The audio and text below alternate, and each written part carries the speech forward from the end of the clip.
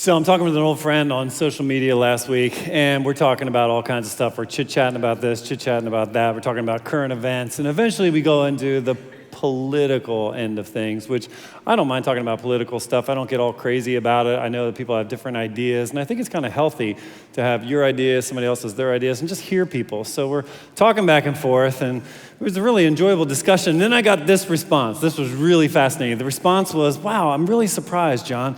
I never knew you were such a hate-filled person." It's a surprise to me, too. I didn't know I was. I don't think I hate anything, except for when people drive slowly in the left lane. And even that's more of like a disgust, because then they drive, it's like the left is for speeding up and passing. Like once you pass, get back in the right. That's all you just stay in the right. Just if you like to drive slowly, stay in the right. Don't go on the left. So it's more of a disgust. I wouldn't say it's hate. The only hate is when, maybe you flash the lights, just friendly. It's not like, get out of my way. It's more like, hello, you're in the wrong lane. Get out of the way. And then, I give that maybe one or two times, and then I get in the right lane and go to pass them, and then they speed up. That's hate. That's where you wish lasers just go. Not a very Christian thing. I'm working on it. But that's, when we talk about hate-filled, that's pretty much the only thing that gets me hate-filled. I like to ride my bike. I like to climb trees. I've got a Curious George from when I was a kid sitting next to my bedstand, okay? So I'm not a hater, okay? I think I've proved this. So we talked a little bit more, and we actually discovered this. It was a miscommunication that I'm actually not hate-filled. I just have a different idea. And that just because you have a different idea doesn't mean you hate. And so it actually wound up really well. I mean, we had a great discussion. We kind of finished it off. Everything worked out great. But I was left thinking to myself, how did we get here?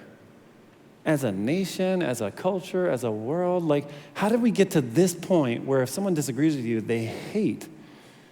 And so that's kind of what we've been talking about. We started up a series last week looking at how we can change the relational climate in our world, relational climate of hostility, rhetoric, posturing, right and wrong, who's right and wrong, that kind of thing.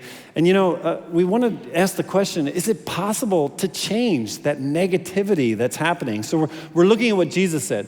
Jesus said this. He said, I want you to summarize all of the Old Testament. I want to summarize the essential law of God is to love the Lord God with all your heart, all your mind, all your soul, and to love your neighbor as yourself.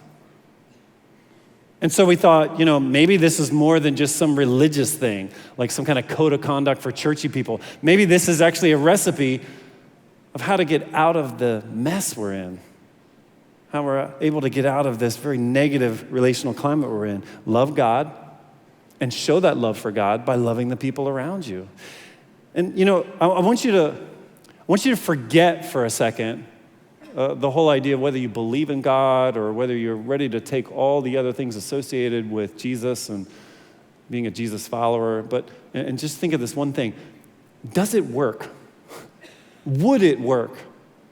As a country, as a people, as a neighborhood, what if we all chose to love God in a way that we loved other people? We put their highest good before our own. We actually sought their highest good, the people we live with. What would happen? What would happen in our culture? What would happen? How would the climate change? I think it would change drastically. And so we thought, look, let's take Jesus at his word and start with our actual neighbors, the people that we live next to. And I know immediately people are thinking neighbors, like, who's my neighbor? I get up at 6:30 in the morning, I work 2 jobs. I come home at 9 o'clock at night. The only neighbors I want to hang out with are Ben, Jerry, and Netflix. That's pretty much it. And I totally get that. You've had a long day. You don't have time for other people, and you don't even see them because you're so busy. But here's the thing. You still got neighbors. You do. And if you want to take seriously what Jesus is talking about, he's saying love them.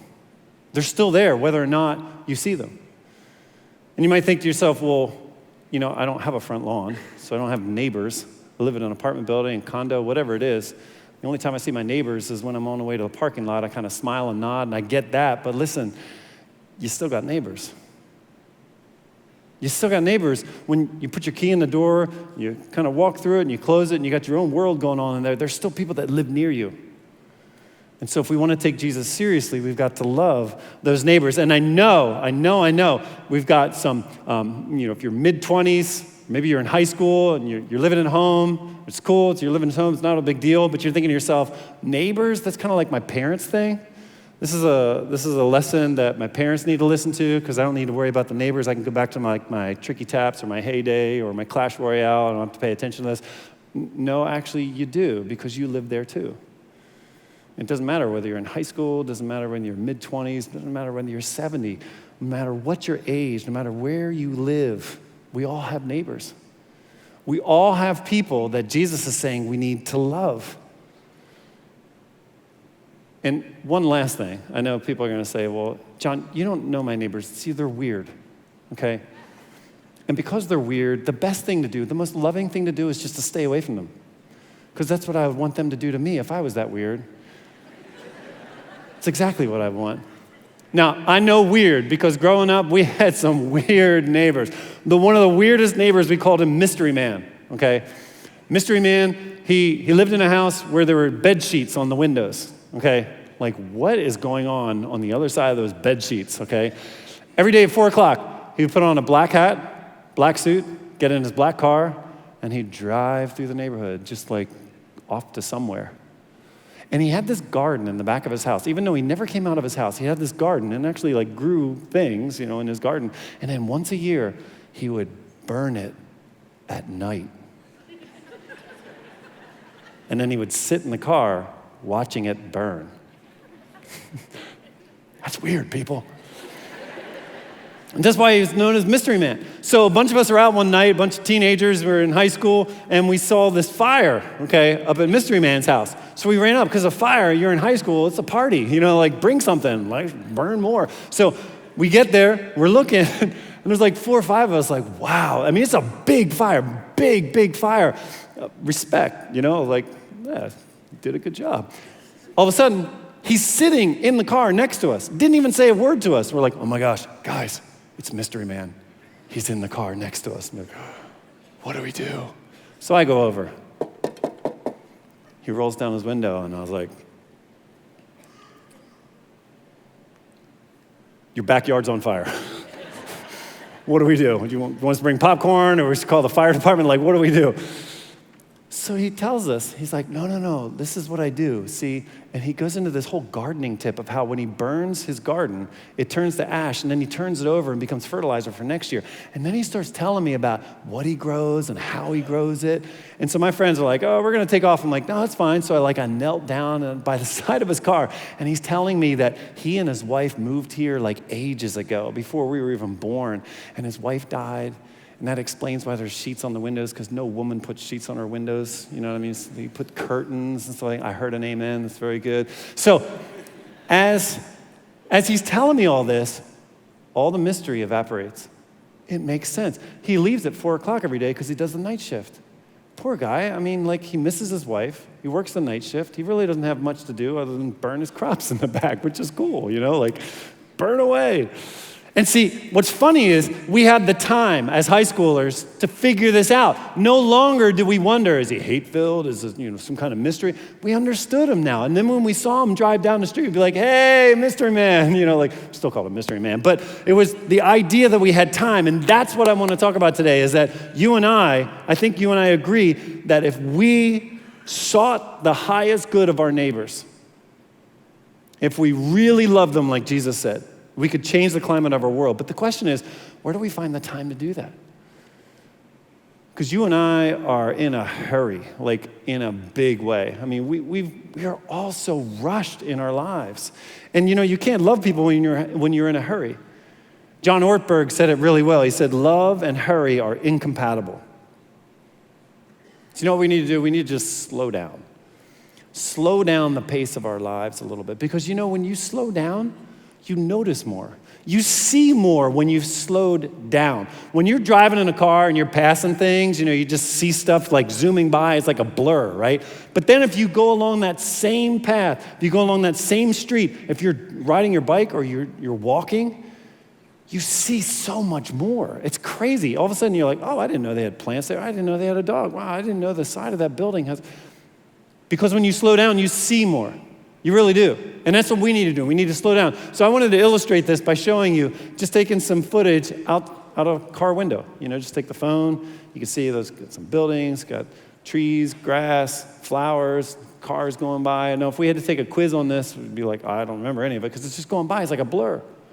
But what we did is we went to the same road, same exact place, and we just walked by and we videoed. Now watch what's different. It's amazing. Like you don't even see that in the car because you're just so fast. And when you walk by, you got unicorns. Like, hello? Man, we are so packed to the brim, so full in terms of our schedule. I mean, like it's like one thing after another. The average person, they spend about 8 hours sleeping, maybe 8 to 10 hours working, and then what I like to call multitasking. This is like you're in the right place, but you're not really there. So you're at your kid's baseball game, and you're like, or you're at a dinner table, and you're like, let me just get the email. You're not where you're supposed to be. So about 4 or 5 hours a day we spend doing that, and then about 4 or 5 hours a day just recuperating. And that's like, I'm done. You sit in your chair, something's on TV. You're watching the NBA Finals.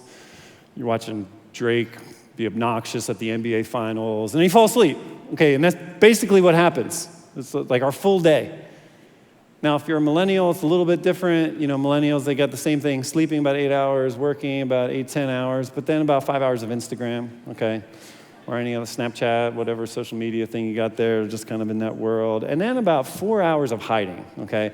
So hiding from responsibility, hiding from shift managers that are calling and saying, hey, can you work another shift? Oh yeah, he's not here right now. He's not here right now. Yeah, he went to another country. Can't work the shift. And they're like, wait, I got him scheduled for tomorrow morning. Don't worry, it's a small country. He'll be back. No big. So this whole thing is just packed. We're full, and so we don't really have time to do anything. And you know what? I could stand up here and give you all kinds of suggestions on how to cut things out of your schedule. Turn it into that kind of talk of like, this is what you got to drop, that's what you got to drop, this is what you got to do. And I think y'all know what you need to drop. If you got kids, do they really need 2 sports at once? Do they? Is there life outside the minivan?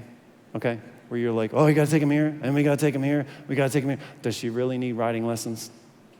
Does she? Does she really, do you really have to pay $1,000 for her to go dance somewhere? Do you? Can't you just like build a stage out back and convince all the other people in the neighborhood, yeah, just send your girls over here. We'll put some speakers, and they can dance all they want, And then you can have like a recital, put up a bunch of chairs, maybe spring for some ice creams, about $54 total, okay? She can dance all she wants, because it's basically the same result. She's not gonna be a dancer, okay? She's gonna say that she spent about 4 years going to a dance studio, and she's gonna show when she's 25 that she can do like this, and that's about it, and you're about $3,000 out. So why don't you just skip the whole thing and say, hey, you're dancing in the backyard, okay? You put on whatever you want, we'll make clothes for you, it's not a big deal. But see, that's what you need to do. You need to figure out for yourself, what do you need to cut out? You guys gotta figure that out. I think what the key is though, is that a lot of people think like the enemy is being busy. I don't think the enemy is being busy. I think it's being busy and uninterruptible. That's the enemy. It's how we wear our business, or how we wear our busyness. You and I can be busy as long as we're available, as long as we're interruptible. There's a book called The Art of Neighboring, and in chapter 3 he talks about this. It's like we've lost the art of being interruptible. We get interrupted by our phones all the time, but when it comes to people, we don't have any time for them. And so I wonder if it's a matter of restructuring, because the way that Jesus lived his life, some of Jesus' best moments were interruptions. Do you realize that? I mean, if you skip through the Gospels, there's so many stories of where Jesus was interrupted. Jesus is speaking to a crowd. The Bible didn't even talk about what he was talking about. As he's talking in this house, it's crowded. All of a sudden, dust starts falling from the ceiling. They pull back the ceiling. They lower this guy down. And Jesus kind of abandons what he was just talking about and heals the guy, and then starts talking about healing on the Sabbath. That's what made the news, the interruption. Jesus is in the back of a boat. He's asleep. They're like, hey, we're going to die. There's a huge storm. Jesus goes out in the morning. He's praying. They're like, hey, we're looking for you everywhere. He's constantly interrupted, but he translates it into something good. He's on his way to a synagogue one day. Remember, a synagogue was where like the religious leaders were. He's on his way to a synagogue leader's house, Jairus.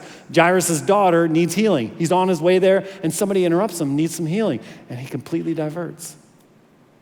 He's leaving Jericho one day. He's on his way to Jerusalem. He's on his way to what we know as Palm Sunday, okay? It's when everybody waves the palms. He goes into Jerusalem, and he makes the scene. The religious leader's like, he's got to die. This is bad. It's all happening. It's a big day. And as he leaves Jericho, there's a blind man who goes, hey, Jesus, son of David, have mercy on me. And everybody's like, be quiet, be quiet. He's busy. He's got to... Jesus goes, no, wait. Bring him over here. And he heals him. You see, because Jesus was interruptible. He was busy. He had a lot to do, but he was still available. So I'd like for us to take our Bibles in front of you, beside you. On all our campuses, we have Bibles. You can grab them, pull it out to page 745. You can also get your phone open, Matthew chapter 14. We're going to be looking at verses 13 and onward, but in the Bibles here, it's on page 745.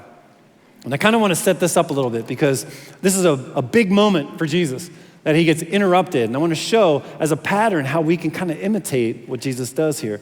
In fact, we'll go back a little bit before chapter 14. We'll stay on page 745. But right at the bottom of page 745 in chapter 13, verse 53, kind of gives some context to Jesus having a bad week. You know, he's had a bad few days. In verse 53, it says, when Jesus had finished telling these stories and illustrations, he left that part of the country. He returned to Nazareth, his hometown. When he taught there in the synagogue, everyone was amazed and said, where does he get this wisdom and the power to do miracles? Then they scoffed. This is interesting. It's a tone shift here. They scoffed. He's just a carpenter's son. And we know Mary, his mother, and his brothers, James, Joseph, Simon, and Judas. All his sisters live right here among us. Where did he learn all these things? And they were deeply offended and refused to believe in him. This is in his hometown. He goes back to like his old high school, and they're like, we're offended by this guy. Then Jesus told them, a prophet is honored everywhere except in his hometown and among his own family. And so he did only a few miracles there because of their unbelief. So he had a rough couple of days. He goes back home, and they're like, what? Now, where Nazareth is, if you can imagine like the Sea of Galilee. The Sea of Galilee is like a really small sea or a really big lake, depending on how you look at it. And there's all these towns around the perimeter of the lake. There are about 10 to 15,000 people in each town. And where he lives is in Nazareth, kind of at the bottom. And so he's having a tough time because everybody's like, we don't believe this guy. And everywhere else, he's like a hero. And then, this is what happens in the first part of John chapter 14. If you read 1 to 12, his cousin, John the Baptist, gets killed. He doesn't just get killed, he gets his head cut off and given as a gift. So now think about this. In Hebrew, the word for brother is also the word for cousin. There's no word for cousin in Hebrew. So like brother and cousin are kind of like the same thing. In fact, in Hebrew families, cousins, brothers, aunts, uncles, sisters, brothers, they all lived together. It was this big, huge thing. It was called a mishpachah. It was like 50 to 100 people, and everybody just kind of lived together. And so it was very likely that John and Jesus grew up together, maybe even shared a room together. They built go-karts together. You know, they played kickball together. It's that kind of thing. And so now he's dead. And then Jesus is left to wonder, am I next? The cross is coming. I only got 3 years into this, and I'm about halfway through. So you can understand where he feels like, I just want some time to process. So in verse 13, it says, as soon as Jesus heard the news, he left in a boat to a remote area to be alone. You ever feel like that? You know, you just want to pull in, shut the garage door, and just like go into your family room and just veg. You're tired, you're exhausted. If you're a mom and you've got little kids, this is your life, right? The only place you can be alone is the bathroom. And even that gets breached sometimes by little kids. Mom. Hades has no fury like a mother in the bathroom whose walls are breached. Get out, can't I just have a time to myself? You know, that kind of thing. And so I wonder, you know, in some ways, does Jesus just think to himself, I just need some time alone? So it's funny, though, because it keeps going on. And verse 14, at the end of verse 13, it says, but the crowds heard where he had headed and followed him on foot from many towns. And I wonder if in some way Jesus is thinking to himself, can a Messiah just have some time to himself?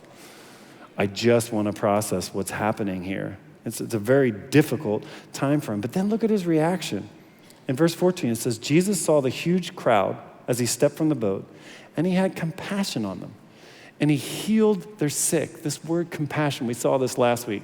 Compassion, it's a compound word. It literally means to suffer with. It means to feel what the other person's feeling, but it's so much more than feeling. It's actually doing something about it. So he goes and he heals their sick.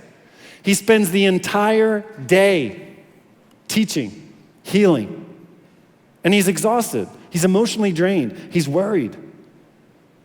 And in verse 15, it says, the evening came and the disciples said to him, this is a remote place. It's already getting late. Send the crowds away so they can go to the villages and buy food for themselves. They didn't have quickie marts. They didn't bring water bottles with them. I mean, it was often, when you went to remote places like that, if you stayed for the entire day and it's hot and going back, you can faint, you can get sick.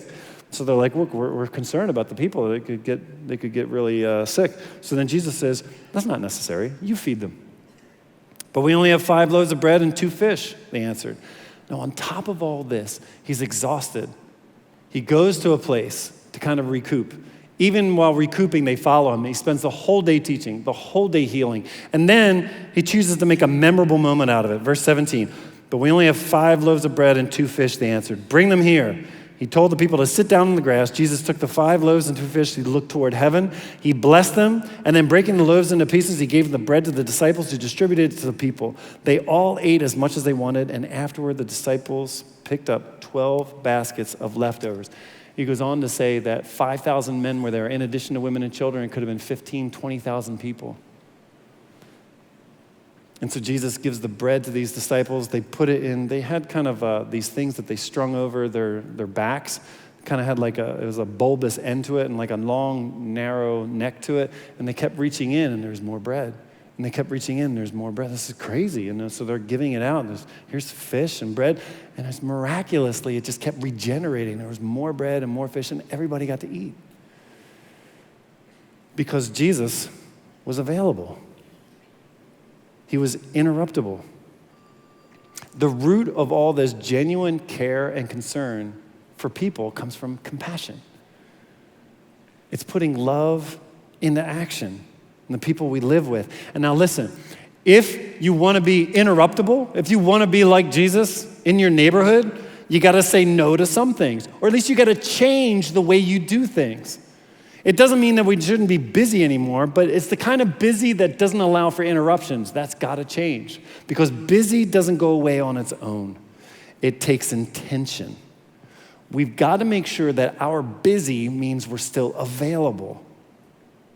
So we want to change some of our busy patterns to intersect with neighbors. Because I know what it's like. You know, you go to work all day and you come back, you just want to veg for a little bit. And then there's that series that you wanted to watch. And pretty soon you're binge watching and now you're 3 hours into it. And it's like, oh, it's time to go to bed. That's Monday. And then on Tuesday, a bunch of guys call you and are like, oh, let's get online. We're going to game. And so you're gaming 2-3 hours later. It's time to go to bed. Goodbye. And then third night. And so pretty much every night of your week, you're just inside your house. And meanwhile, your neighbors are out there. And Jesus says to love them, but you're kind of busy. So I wonder if we need to change the pattern a little bit and say, I'm going to pick one night for my gaming, one night for my binge watching, whatever it is, and I'm going to enjoy it. But on the other nights, I'm actually going to be out and about. And this is a great time of year to be out and about. You say, John, what do I do out and about? I don't know what to do. I don't know, just grab a digger. Just walk around your yard and you'll look like you know what you're doing. And then when people walk by, be like, hey, and they're like, oh, you got a digger. Yeah. I don't know what to do with it, but so, what's your name? You start conversation. You get to know some of the people that you live with. Or maybe, instead of being inside, maybe you have it outside. Maybe you get one of those like little Pico projectors, like $30, $40. You start projecting out on the side of your house. You get some people over, have some friends over. You watch that series, have some fun, some popcorn, people walking by. Come join us. Around the block from us, there's a guy who has this really cool screen that he puts on his garage door, and he has a video projector, and he lines up all these little tiny seats for his kids. And then like people from the neighborhood come, and they show like Disney. I think it's like every Friday night. It's just great. It's like, what a great idea just to get to know the people that live around you because those little kids have parents and The parents are people that you can kind of hang out with and love. So I know some of us, we like to hit the treadmill at the gym. Maybe you treadmill around the neighborhood. Do you know how many people you meet just walking? And then you stop and you talk to some people and you're like, okay, this is a great word for a neighborhood. You just say, hey, I like your hedges. The word hedge, everybody likes hedge. It's like, yeah, it's got some nice hedges. Even if it's not a hedge, you just say it. You're just like, I like your hedges. Hedges are looking nice today. A little extra advice there for you. Be good for you. Save Instagram for when you're right before bed. Instead of, because you know what the thing is with Instagram? You start on Instagram, right? And you're like, oh, I wonder what they're doing. That's so crazy. Oh, and look, that cat, so cute. And all of a sudden you're scrolling, and you look up and it's like, oh, 90 minutes have passed. 90 minutes. And I'm hungry. What just happened? I haven't done anything and I'm starving. And then you eat, and then you go back to Instagram, and pretty much the whole night is shot, and it's 2 a.m. and you're tired. So maybe just save that for zones and set a little alarm and say, okay, I'm done, move on. See, the whole idea here is, and I think this is what we've got to get used to, there's a challenge today for us. The challenge is to be home. To be home and interruptible at home. Because a lot of us, our home is we've done everything, we've gone to the mall, we've done this, we bought that, we've seen these people, and now we're just heading in. We go into our garages, the garage door automatically shuts, we go and we lock the front door, we pull the blinds, we put something on TV, and it's a fortress. And meanwhile, Jesus is saying to love our neighbors, and they're out there, but we're in here. So I think part of it is just being outward focused. And thinking, so what's going on out there? I have a honey-do list. My wife has all these projects. I think they're great. They're a lot of fun. I really enjoy doing them. But instead of doing them in my garage, I open up my garage door. I put the sawhorses out, put table up and everything. I got my lemonade over here. Got my radio going with some Penn State football in the fall. It turns into a whole thing. And when people walk by, I'm like, hey, how's it going? They're always dragging little kids in carts. They always drag kids in carts. It's the coolest thing. So I'm like, wow, you're riding in style. That's the phrase you use, by the way, riding in style. It just works every time. And they're like, oh, that's so cute. And you're kind of talking with them, chit-chatting. You get to know people some more, and you start a conversation. But it's that whole idea of being outward focused. It's picking up the newspaper in the morning. I see Gavin, one of my neighbors, coming by. I'm like, hey, Gavin, you going to school today? Yeah. You going to have a test today? Yeah, I guess. You going to ace that test? Yeah, I guess so, He's got his earbuds in, but he hears me, and I'm like that dad humor thing. Be like, come on, man, you can do it. I'm going to hope you have a great day. Like, okay, yeah. But he's going to remember that, and that's how you make inroads. We play football on Sunday afternoons in the fall at the park, and I'll go around the people's houses, grown men's houses. As a grown man, I'll knock on the door, and this guy's wife will come to the door and be like, can Chris come out and play? It's like, we're playing football out back, and we need some more people. No, Chris' knee's hurting him today. And be like, oh, he's such a wuss. Tell him he's a wuss. I'm not telling him he's a wuss. She doesn't like me anymore, but, the whole idea is that you just kind of put yourself out there and have some fun. We play serious. We play to 100. We break at 50. So we keep going until it's dark, and we just keep bombing it. You should join us. Come. It's awesome. Fireworks. There's a neighbor up the street whose kid just bought a bunch of fireworks one year and invited us all to come. It was a great event. Halloween is a great event for being neighborly. I know there's a couple guys in our neighborhood, they have the chimenea thing going, and then they grill up some hot dogs, and then they've got a thing of sodas, and then there's daddy sodas over here, and so the candies for the kids, and guys are like, hey, you want something to drink? Here's a hot dog, whatever. What a great idea. You can do that with Easter egg hunts, cookouts, yard sales. Just being out there. And it's funny because as we talked about this as a staff, and I was talking with some of the staff members about this, there were so many people that had stories of when they were younger of people sitting on the step. Neighbors sitting on the step, sitting in a rocking chair, walking down the road. I think when my wife and I, when we first got married, we lived in this house, and across the street were Frank and Sis, and they were in their upper 80s, 90s, and Sis always did her little crossword thing, and Frank sat next to her and just complained about the sticks in the yard from the windstorm the night before. He's always complaining about the sticks. He's always saying, the sticks, keep picking up the sticks. But I remember Frank and Sis, and I know my wife took great comfort from hearing like their parenting advice. Some of it was weird, some of it was great, but Frank and Sis were just there, and it impacted us. It's funny because we talk about loving our neighbors as if like it's our mission that Jesus is giving us to go and impact our neighbors. You might find as you get to know some of your neighbors, you get impacted by them. And I'm talking like in your mid-20s. I'm talking in your mid-70s. Taking Jesus seriously, taking him literally, and doing what he says to do. And it might look different for a younger and older crowd, okay? So the older crowd, I mean, like if you're old, if you're like over 30, okay, and you've got kids, you're old, man. So your kids, I'm asking this question.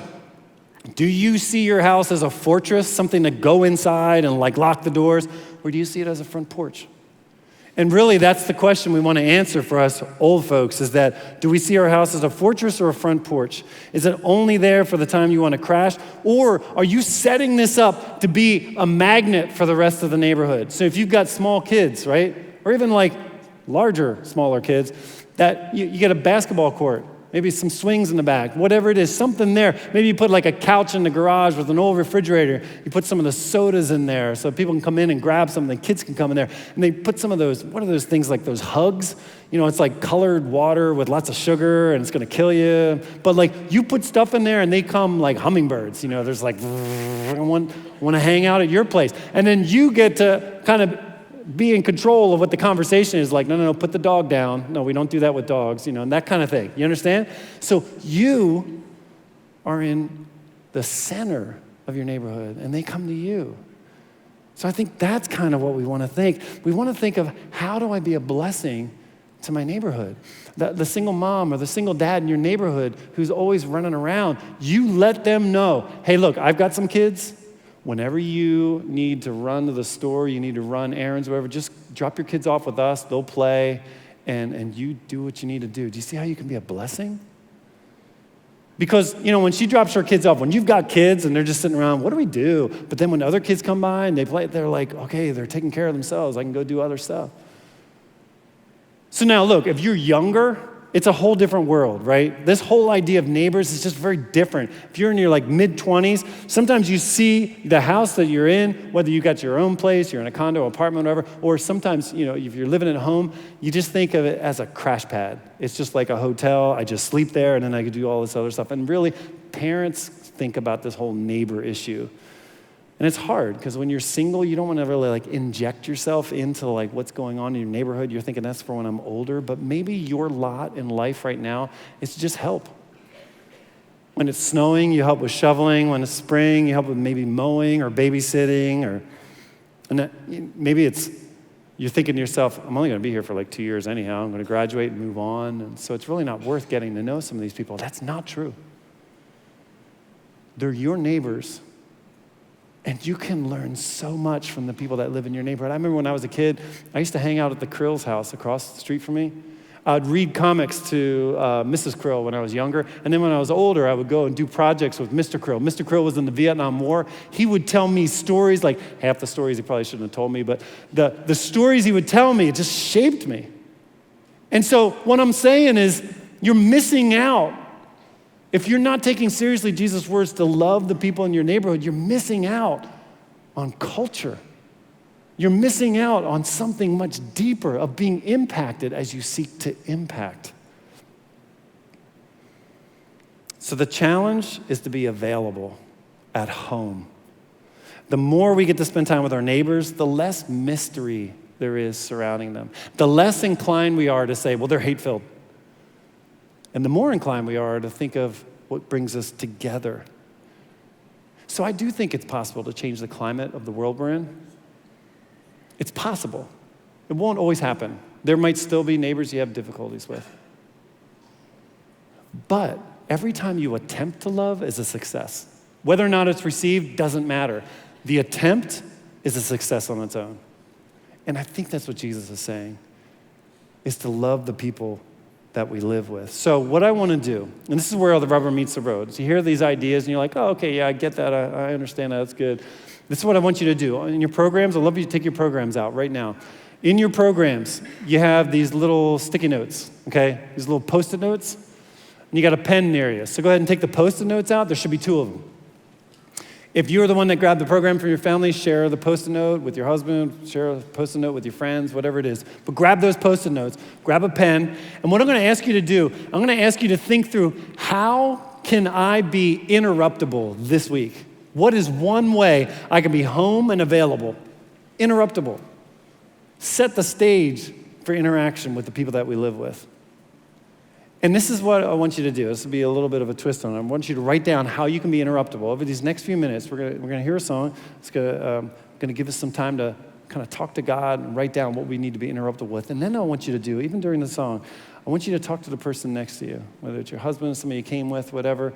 And I want you to say, this is what I'm going to do. This is what I'm challenged in. Now, if you came by yourself, just kind of talk to God, maybe go home and share it with somebody.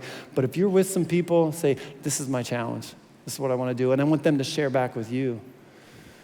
Because if we don't take this seriously and we don't start somewhere, we'll never do it. And we'll just see it as a nice idea. Let's pray. Father, I pray that we would leave the realm of ideas and head into the practical right now. God, inspire us, I pray, as we think through what we need to do in our neighbors or in our neighborhoods. And what is it that we can do where we would be loving the people that we live next to? Inspire us, I pray. I pray that your Holy Spirit would give us some real practical things that we could write down and share with the people next to us. And then I pray, Lord, that we would have the guts, the courage, the tenacity to actually do it. And Lord, I know it might be awkward at times, but help us to understand that even just the attempt at loving is a success in itself. So I pray this all in Jesus' name. Amen.